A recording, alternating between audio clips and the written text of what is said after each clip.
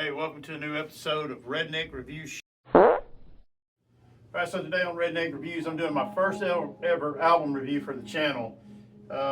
This album is by the band Byzantine. You can see the image for the album. The group's name is Byzantine. The album's called Harbringers. This album came out on 13th of June of 2025. Sorry if I'm a little late to the program on this one. I really wanted to get this out there. Even if this doesn't get a whole ton of views, if it just reaches one person and they get this album or listen to this album, it's a win-win. I'm gonna try to keep this short, under 3 minutes if I possibly can. So I found this album. There's a metal blog that I read daily called angrymetalguy.com. A lot of the metal on there is way past what I would listen to, but every now and then they'll have an album on there that piques my interest.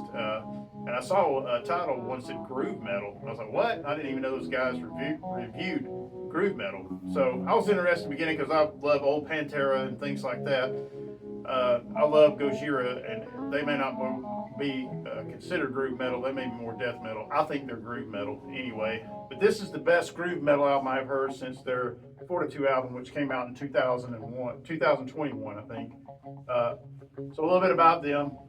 Byzantine, they're from Charleston, West Virginia, and that's a rednecky place.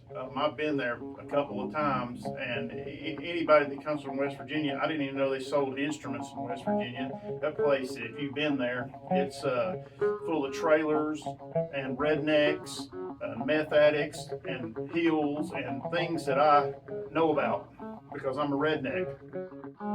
Anyway, the band is led by a guy named Chris Ojeda, and they were formed in 2000, in the spring of 2000, and were found by Chris Adler from Lamb of God. The drummer from Lamb of God actually heard a demo by these guys and invited them on an East Coast tour. And I guess I missed the boat because I've never even heard of these guys before until angrymetalguy.com. But let's jump into the album real quick. The album Harbringers. So this album kicks all kinds of ass. The first two songs on the album kind of almost made me turn the album off. Consequencia is the first song on the album, and it's kind of one of those metal intro songs with the acoustic guitar and the singing. I'm like, well, I've heard this 1,000 times before. There's nothing special about this. The second song is A Place We Cannot Go. Again, this was a slow starting song, and this is what almost made me give up on the album. The vocals on it I was kind of in and out with it. It's not a bad song. It just didn't grab me. But holy cannoli! Starting with the third song called "Floating Chrysanthemum," this album starts to kick all kinds of ass, left, right, center, front, back. I mean, it kept my mind busier than a cat burying shit on concrete. It was amazing. So the songs have a proggy and a groove to them, and they're very interesting to listen to from this point on in the album. So from song 3 to the end of the album, it's really, really, really good.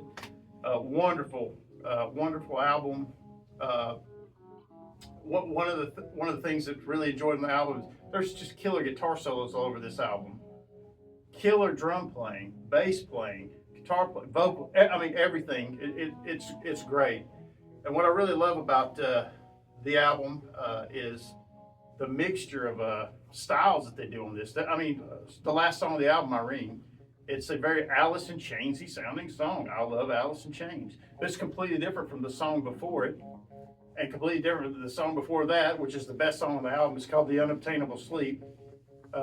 These songs are proggy, groovy, they kick butt. I cannot recommend this album enough to you guys. It's great. You know, a lot of groove albums, metal albums, they all have the same BPM or beats per minute of around 110 to 140 beats per minute. And all the songs sound the same: verse, chorus, bridge, solo, chorus. You know, this really breaks that up. Nothing against bands that do that. I love a lot of those songs, but this kind of takes it in a different direction. Even has a Christian slant to it. It's great. This band, they go hard with the variety. They go hard with the riffs. Just killer riffs all over this thing. Cannot recommend it enough. I'm going to give this a rating of 7.5 out of 10 on the Redneck scale. And normally I would not give an album with a 7.5 a Redneck Seal of Approval. But this gets the Redneck Seal of Approval. See you on the next one.